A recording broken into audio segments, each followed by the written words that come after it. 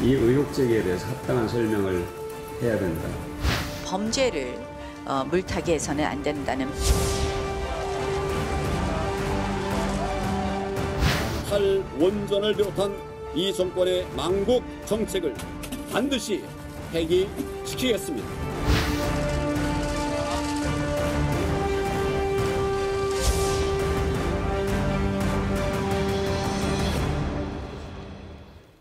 네, 손혜원 의원의 목포 투기 의혹에서 시작된 국회의원 이해충돌 논란이 자유한국당으로까지 번졌습니다. 국회의원 의정 활동의 이해충돌 여부를 전수조사해야 한다는 주장까지 나오고 있는데요. 오늘 정치와 호장용, 김민전 경희대 교수, 이현종 문화일보 논설위원 모시고 여러 정치 현안에 대해서 이야기 나눠보겠습니다. 두 분 안녕하십니까? 네, 안녕하세요. 네, 안녕하세요.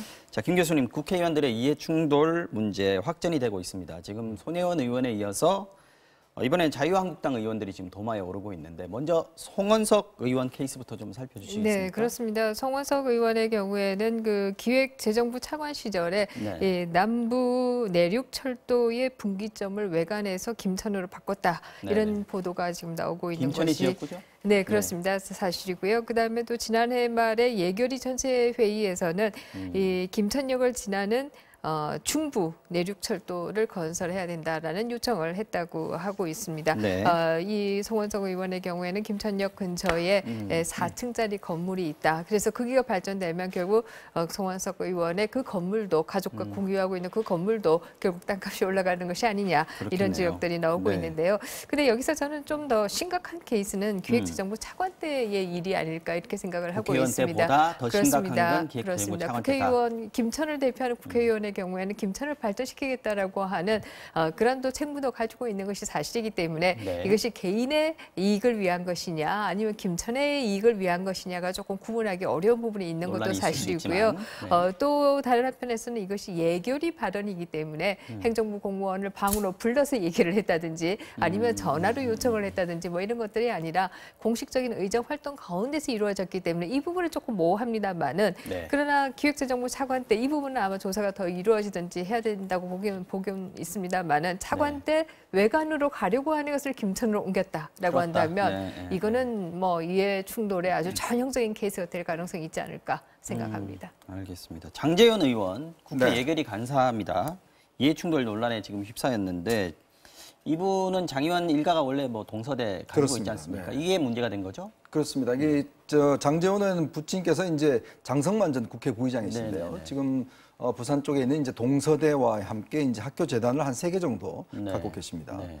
근데 지금 이제 장제원 의원도 예전에 국회의원 아닌 시절에 뭐 이 관련된 학교에 근무를 했었고요. 그렇죠. 근데 지금 이제 예결위의 간사라고 하면 사실 예결위에 많은 예결위는 있지만 네. 나중에 이제 소소의 일을 만들어서 결국 이제 예산의 막판을 하는 게 바로 이제 예결위 간사의 임무거든요. 핵심이죠. 그만큼 네. 막강합니다, 사실은.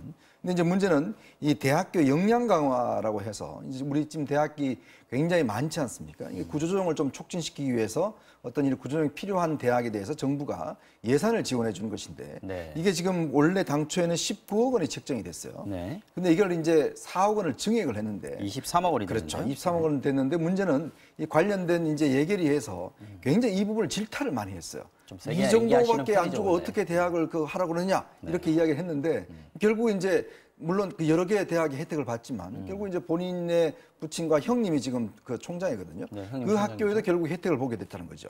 그러니까 결국은 자신의 가족과 관련된 사업에서 본인이 예결위 소위원으로서 간사로서 지적을 하고 예산 증액을 했고 네. 그것이 혜택을 어떤 면에서 보면 가족이 받고 이게 사실 어떤 이해 충돌의 전형적인 문제가 아닌가. 사실 이제 우리가 그동안 뭐 시청자들께서 이제 이해 충돌이라는 게 뭔가 이게 헷갈리셨을 텐데 아마 이런 형태들 사실 국회의원이나 뭐 장관이나 이런 분들이 자기와 가족과 관련된 것들 또 이런 자기 이해와 관련된 부분들 이런 부분을 직접 나서서 하는 것들 바로 이게 이제 사실은 이제 문제가 되는 거죠. 예, 이 문제들이 나오니까 민주당이 뭐 가만히 있을 수가 없습니다. 지금 손혜원 의원이 문제면 이 두 사람 역시 문제 아니냐. 엄중한 조치가 필요하다 이렇게 비난을 하고 나섰고요. 자유한국당에서는 손혜원 의원 문제와는 질적으로 다르다. 물타기 하지 마라 이렇게 하는데 이게 가만 보면 공수가 교대가 됐습니다. 네, 그렇습니다. 지금 그 더불어민주당에서는 이 참에 아예 전수조사를 하자. 얼마나 이런 문제가 많이 있는지 살펴보자. 네. 결국 한국 정치에 있어서 어떤 문제가 나오게 되면 이제 그 문제가 뭐 그 케이스만 그러냐 다른 케이스도 보자라고 해서 이전 투구로 가고 그리고 난 이후에 어떤 제도적인 개선도 없이 그냥 유야무야 넘어가는 게 너도 그동안에 잘못했고 나도 잘못했으니 덮자. 그렇습니다. 이렇게 결론이 날 가능성이 그렇습니다. 있다는 거네요. 그렇게 되어 왔던 것이 사실인데요. 이번에는 네. 그래서는 안 된다라는 생각이 들고요. 여기서 맞습니다. 저희가 네. 좀 짚어봐야 될 것은 이 송원석 의원이나 장제원 의원의 경우에 정당한 의정 활동의 일환이었다라고 주장하고 있는데요. 여기에서 저는 굉장히 잘못된 것 중에 하나가 우리의 예결 심사 제도가 얼마나 잘못되었는가라고 하는 게 드러난다. 이 두 분의 경우가 모두가 예결위에서 일어난 일 아니겠습니까? 네. 그래서 우리의 예결 심사 과정을 보면은 결국 특정 한 50여 명 되는 예결위원이 결국 전체 예산을 다 주무르는 상황이다. 이 때문에 자기의 담당 영역이 어디인지 이런 거 상관없이 다 얘기할 수 있는 이런 가능성이 열린다라고 하는 게 예결위의 이해 충돌의 가능성이 굉장히 높아지는 하나의 원인이다라고 볼 수 있고요. 그런 면에서 본다라고 하면 미국 의회의 경우에는 예산법을 13개로 나누어서 각 영역별로 예산법을 나눕니다. 그렇기 때문에 한 의원이 이 영역도 얘기하고 저 영역도 얘기하고 이렇게 될 가능성은 거의 없다. 이렇게 볼 수 있고요. 그런 면에서 우리의 예산심사 제도를 좀 고민해야 된다는 생각을 하게 됩니다. 사실 손혜원 의원의 경우에는 이제 뭐 상임위 내에서의 발언도 문제가 되는 부분도 있습니다만은 직접 예를 들어서 보훈처 처장을 불렀다든지 이렇게 직접 만나는 부분들 그리고 이것이 특히 이제 이해상충의 그 근본적인 문제로 또 지적되는 케이스 중에 하나가 공직에서 얻은 비밀을 누설한 거 아니냐, 그것을 통해서 이익을 얻은 거 아니냐, 이제 이런 부분이 걸려 있다는 면에서는 다른 두 케이스와는 또 조금 차별되는 부분도 있다 이렇게 볼 수 있는데요. 저는 핵심적으로는 이번에는 좀 이런 문제들을 정리하고 넘어가야 된다. 네. 언제까지 누구나 다 그렇다, 이거는 뭐 어떻게 구분할 수 없다 이런 얘기 이제 그만해야 된다라는 생각을 합니다. 이 구분을 하고 명확하게 어떤 범위를 정하기 위해서는 그래서 전수조사를 한번 일단 해봐야 된다. 네. 도대체 어느 정도의 일이 벌어지고 있는지부터 보자라는 게 전수조사 요구일 텐데 이게 사실 가능합니까? 어떻습니까? 그러니까 사실은 이게 좀 불가능합니다. 왜냐하면 전수조사라는 게 뭐 일단 사안이 있어야 조사를 하죠. 그러면 그 광범위한 것들 의원 한 명만 가지고 속기록 놓고 다 봐서 뒤져봐야 되는 그렇죠. 거 그걸 아닙니까? 다 해야 되는데 누가 하겠습니까? 이제 그런 측면도 있는 것이고 그래서 사실은 이제 역사가 오래된 영국이나 이런 데 같은 경우는 네. 굉장히 재산 공개도 굉장히 엄격하게 돼 있고 또 의원의 활동에 대해서도 굉장히 구체적으로 규정을 하고 있습니다. 아까 네. 뭐 교수님께서 이야기해 주셨지만 영국 같은 경우는 재산 공개를 할 때 자기 재산과 관련된 것뿐만 아니라 자기 친척들 재산까지도 다 공개를 해요. 구체적으로. 무엇이 갖고 있는지에 대해서. 그러면 이게 나중에 어떤 자기가 국회 활동과 의회 활동 관련해서 문제가 될 경우는 이제 우리가 검증을 할 수 있지 않습니까? 그것도 사후적으로 하는 거죠. 그렇죠. 네. 근데 지금 우리나라 같은 경우는 보면 지금 본인 말고 직계 예를 들어서 출가한 자녀들 같은 경우는 공개를 안 해도 됩니다. 뭐가 이해충돌인지를 모른다는 거죠. 그렇게 될 있으니까. 경우에 나중에 예를 들어서 뭐 기자들이나 이런 시민단체가 검증을 하고자 할 때는 할 수 있는 그런 근거가 없어요. 그러니까 그러다 보니까 지금 이런 문제가 발생하는 것인데 그렇다면 일단 제도적으로 네. 의원들의 어떤 이해관계와 관련된 부분들, 예를 들어서 주식 문제라든지 또 재산 문제라든지 그런 것들이 좀 더 명확하게 좀 더 범위가 넓게끔 신고가 돼야 된다는 부분들.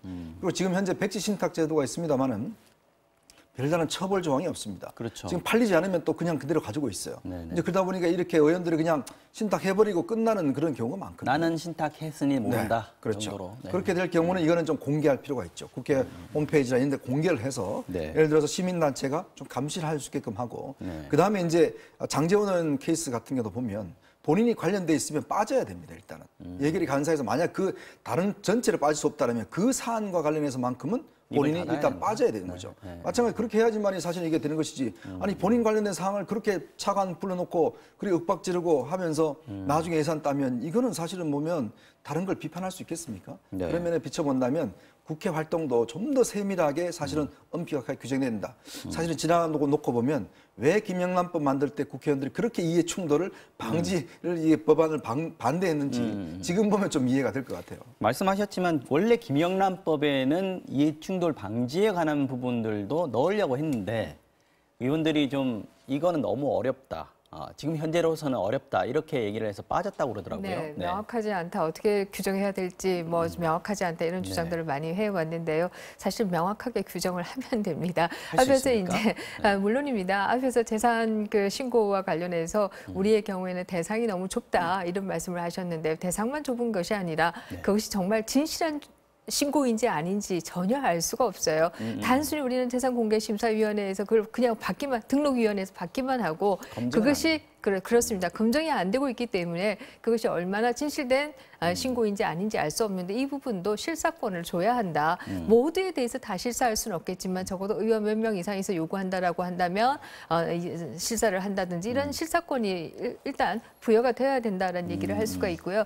두 번째는 의정 활동 내에 본회의나 상임위원회에서 내에서 하는 발언의 경우에는 저는 그래도 양질이다라고 생각하는데요. 그것보다 더 나쁜 거는 의원이 행정부 직원을 개인적으로 불러서 인사 청탁을 한다든지 아니면은 또 뭐 각종 예산과 관련 청탁을 한다든지 아니면 법의 적용과 관련해서 청탁을 한다든지 이런 청탁이 가장 큰 문제다 이런 생각을 하고 있고요. 전자 같은 경우에는 후에라도 검증을 할 수 있으니까요. 기록이 남아 있어서. 네, 그렇습니다. 그렇기 때문에 이 개인과 의원과 행정부 직원과의 접촉 부분 이 부분을 저는 좀 막아야 된다는 생각을 하는데요. 예를 들어서 행정부에서 일어난 여러 가지 사실들을 조사하기 위해서 만나는 거 이런 것들은 저는 허용해야 된다고 생각합니다만 그것 이외에 청탁을 위한 만남은 기본적으로 법에서 금지하고 그것에 대한 처벌 규정도 두어야 된다라는 생각을 하게 되고요. 특히 행정부 직원들의 경우에 많은 로비 등록법을 하고 있는 나라들이 그렇게 많이 하고 있는데요. 의원을 만났으면 무슨 목적으로 어떤 내용으로 얼마 동안 만났다라고 하는 것을 기록에 남겨둬야 된다.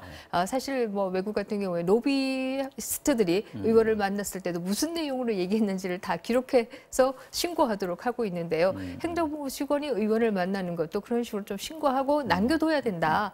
그래야 차후에 무슨 일이 발생했을 때 그 부분을 다시 들여다볼 수가 있다라고 얘기 드릴 수가 있고요. 만남, 회의, 모임 이런 것들이 좀 더 투명해져야 된다. 네, 그렇습니다. 네. 그렇습니다.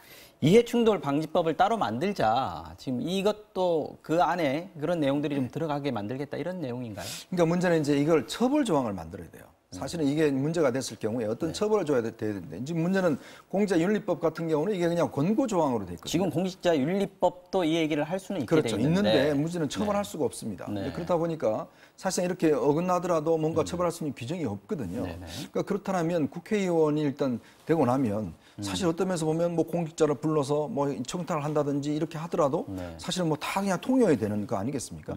그리고 그걸 해서 예를 들어서 본인이 재산을 불린다든지 일가족의 어떤 특혜를 준다든지 그렇게 하더라도 이게 나중에 처벌할 수 없는 상황이 돼버리면 이건 안 되는 거거든요. 그렇게 어쩌면서 보면 지금 이번에 야당도 여당을 많이 비판했잖아요. 손혜원을.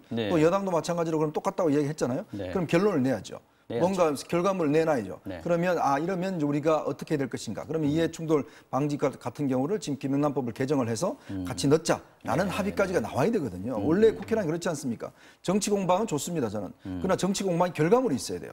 항상 결과물이 없는 정치 공방은 문제가 있지만 그러나 결과물이 있는 정치 공방은 저는 해야 된다고 보거든요. 그럼 이번 사건도 마찬가지로 이 정치 공방의 결과물이 바로 법의 제도화를 좀 더 강화시킨다라고 한다면 굉장히 생산적인 국회가 될 수가 있겠죠.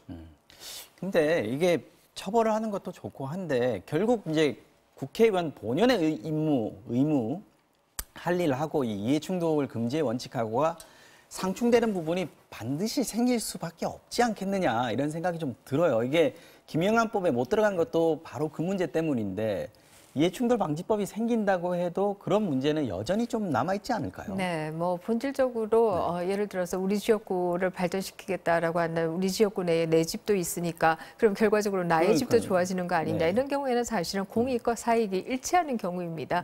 이 경우는 우리가 그것을 비난하기는 어렵다라는 생각이 들고요. 가장 문제되는 것은 공익과 사익이 충돌하는 경우다라고 얘기할 수 있고 적어도 공익과 사익이 충돌하는 것은 막아야 되지 않느냐. 공익에는 해가 되는데 나에게는 이익이 되는 경우는 막아야 그렇습니다. 그런 경우를 막아야 된다라고 하는 원칙으로 저는 접근을 해야 된다라고 생각을 원칙이어야 하고요. 한다는 거고요. 생각을 하고요.